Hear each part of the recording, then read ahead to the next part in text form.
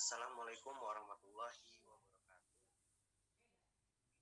Di sini saya akan mempresentasikan hasil kerja kelompok kami yang dimana untuk menyelesaikan tugas metodologi tentang penulisan. Nah, di sini saya akan mempresentasikan tentang aplikasi sitokinin untuk meningkatkan pertumbuhan tanaman teh atau yang biasa disebut dengan bahasa ilmiahnya Camellia sinensis di dataran rendah. Yang dimana di sini disusun oleh saya sendiri, Roni Hermansyah, ada Sukma Satria Wigati, Wayan Wingki Aditya, dan Denny Septriansah. Kita masuk ke pendahuluan tanaman teh. Yang pertama, tanaman teh atau Camellia sinensis L. Oquentes pada umumnya tumbuh baik di dataran tinggi. Lebih dari 1.200 meter di atas permukaan laut atau DPL.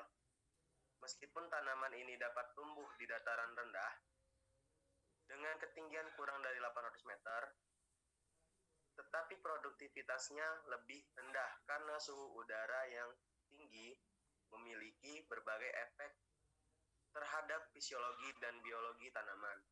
Hal itu disebabkan pada suhu yang lebih tinggi. Metabolisme tanaman berlangsung lebih cepat sehingga pertumbuhan tunas semakin lambat.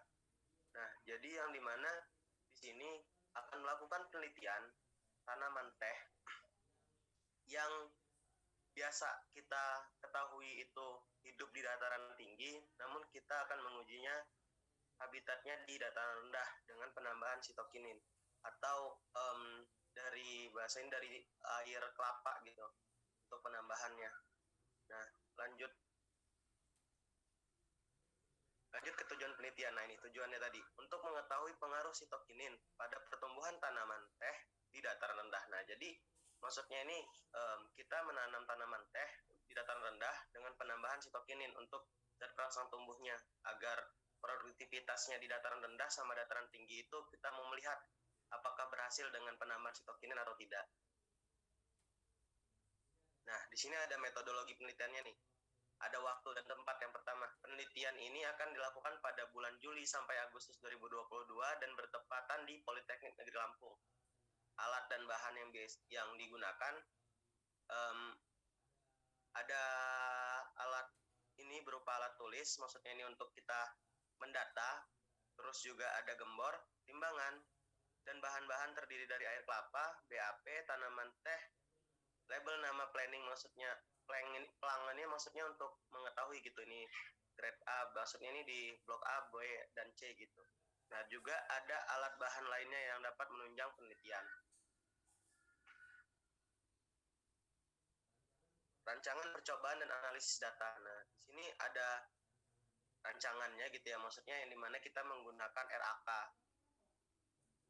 rancangan ancak kelompok. Nah, di sini rancangan ancak kelompok yang digunakan itu 4 kali pengulangan. Nah, perlakuan yang diuji adalah yang pertama, tanpa pemberian sitokinin atau kontrol, penyemprotan dengan air kelapa konsentrasinya yang dengan konsentrasi, maksudnya tanpa konsentrasi. Yang kedua ini ada dengan air kelapa konsentrasinya itu 25%, terus ada yang ketiga konsentrasi campuran bahan air kelapanya itu 50%, air 50%, dan yang keempat itu 75%. Maksudnya 75% itu air kelapanya gitu untuk disemprotkan ke dalam tanaman teh. Nah, penyemprotan dengan BAP konsentrasi itu 60 ppm, 90 ppm, dan 120 ppm. Itu untuk di kedua, ketiga, dan keempatnya. Nah, ini ada prosedur penelitian. Prosedur penelitian menetapkan tanaman teh yang akan menjadi tanaman penelitian. Nah, maksudnya ini menetapkan itu kita memilih varietas tanaman teh yang mana gitu, yang bisa kita kembangkan. Nah, yang pasti yang kita pilih itu tanaman teh yang terbaik, yang bisa menghasilkan pucuk-pucuk teh dan rasa aromatik yang baik. Nah, yang kedua menyiapkan alat dan bahan. Yang ketiga membuat larutan sitokinin yang akan digunakan untuk pengaplikasian. Adapun yang 4, mengaplikasikan larutan pada tanaman. Yang kelima, melakukan analisis hasil penelitian atau pengamatan. Masuk ke pengamatan, nah ini yang dimana ini yang kami amati gitu ya. Yang pertama ada yang diamati itu adalah pertambahan diameter batang. Nah maksudnya ini kita selalu mengukur nih diameter batangnya berapa setiap setiap 1 bulan sekali. Yang kedua, pertambahan jumlah daun.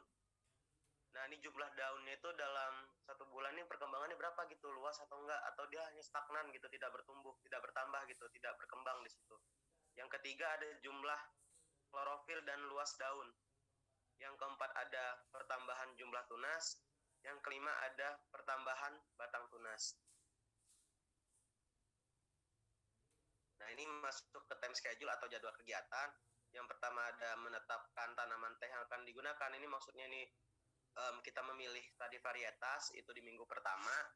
Terus juga ada menyiapkan alat dan bahan itu di minggu di minggu ketiga. Terus membuat larutan sitokinin, ada mengaplikasikan larutan pada tanaman dan melakukan pengamatannya. Pengamatan ini dilakukan selama 1 bulan. Ini maksudnya dalam 1 bulan, di dalam 1 bulan Agustus ini pas pengamatan. Maksudnya tadi dalam 1 minggu sekali. Maaf, ulangi tadi kan saya bilang 1 bulan, tapi ini pengamatan tuh dalam 1 minggu sekali. Selama 30 hari. Oke, sekian presentasi dari saya gitu, dan dari untuk semoga yang melihat